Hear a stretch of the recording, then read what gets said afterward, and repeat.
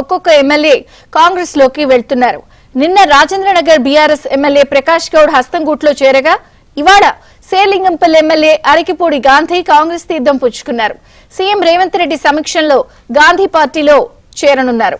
కాసేపట్లో జూబ్లీహిల్స్ లోని రేవంత్ నివాసంలో అరకిపూడి గాంధీ కాంగ్రెస్ కండువా కప్పుకోనున్నారు. అరకిపూడి గాంధీతో పాటు పలువురు కార్పొరేటర్లు నేతలు కాంగ్రెస్ లో చేరనున్నారు. రేపు బీఆర్ఎస్ ఎమ్మెల్సీ నవీన్ కుమార్ కాంగ్రెస్ లో చేరనున్నారు.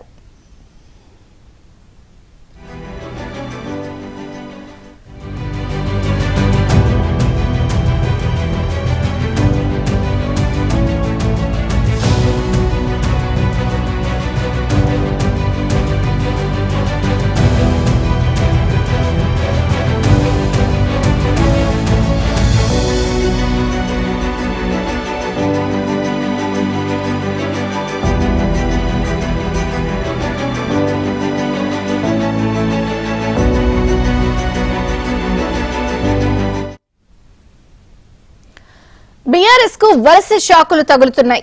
కారు పార్టీ నుంచి ఒక్కో ఎమ్మెల్యే కాంగ్రెస్ లోకి వెళ్తున్నారు. నిన్న రాజేంద్రనగర్ బీఆర్ఎస్ ఎమ్మెల్యే ప్రకాష్ గౌడ్ హస్తంగూటిలో చేరగా ఇవాళ శేర్లింగంపల్లి ఎమ్మెల్యే అరకిపూడి గాంధీ కాంగ్రెస్ తీర్థం పుచ్చుకోనున్నారు. సీఎం రేవంత్ రెడ్డి సమక్షంలో పార్టీలో చేరనున్నారు. కాసేపట్లో జూబ్లీహిల్స్ లోని రేవంత్ నివాసంలో అరకిపూడి గాంధీ కాంగ్రెస్ కండువా కప్పుకోనున్నారు. అరకిపూడి గాంధీతో పాటు పలువురు కార్పొరేటర్లు నేతలు కాంగ్రెస్ లో చేరనున్నారు. రేపు బీఆర్ఎస్ ఎమ్మెల్సీ నవీన్ కుమార్ కాంగ్రెస్ లో చేరనున్నారు.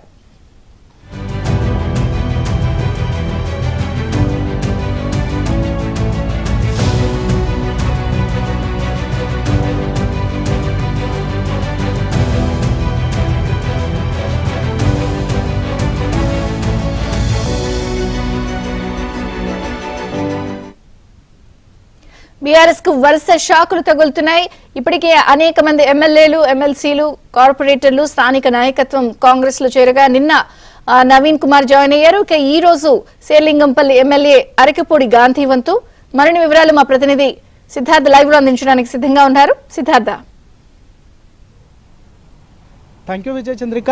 అసెంబ్లీ సమావేశాలు 24వ తేదీ నుంచి ఉన్నాయి. ఆలోపే కాంగ్రెస్ పార్టీలోకి బీఆర్ఎస్ ఎమ్మెల్యేలను ఎమ్మెల్సీలను చేర్చుకోవాలని హస్తం పార్టీ కసరత్తు చేస్తూ ఉంది. ఇక నిన్న బీఆర్ఎస్ ఎమ్మెల్యే ప్రకాష్ గౌడ్ కాంగ్రెస్ పార్టీలో చేరారు. ఇక మరి కాసేపట్లోనే శేర్లింగంపల్లి ఎమ్మెల్యే అరకపూడి గాంధీ కాంగ్రెస్ పార్టీలో చేరనున్నారు. ప్రస్తుతం రేవంత్ నివాసం వద్ద ఉన్నాం. రేవంత్ నివాసానికి మరి కాసేపట్లోనే శేర్లింగంపల్లి ఎమ్మెల్యే అరకపూడి గాంధీ ఆయనతో పాటు ఆయనకు సంబంధించినటువంటి అనుచరులు కూడా కాంగ్రెస్ పార్టీలో చేరనున్నారు. రేవంత్ సమక్షంలో తామందరం కాంగ్రెస్ పార్టీలో చేరనున్నట్లు ఆయనతో పాటు వచ్చినటువంటి అనుచరులు చెప్తా ఉన్నారు. ఇక రేపు ఎమ్మెల్సీ నవీన్ కుమార్ కూడా కాంగ్రెస్ పార్టీలో చేరనున్నారు. ఇక గ్రేటర్ ఎమ్మెల్యేలపై కాంగ్రెస్ పార్టీ దృష్టి పెట్టింది. రానున్నటువంటి జీహెచ్ఎంసీ ఎన్నికల్లో గెలుపొందడానికి లక్ష్యంగా ఇప్పటి నుంచే కాంగ్రెస్ పార్టీ పావులు కదుపుతూ ఉంది. దాంట్లో భాగంగా గ్రేటర్ ఎమ్మెల్యేలను కాంగ్రెస్ పార్టీలో చేర్చుకోవాలని కాంగ్రెస్ పార్టీ భావిస్తూ ఉంది.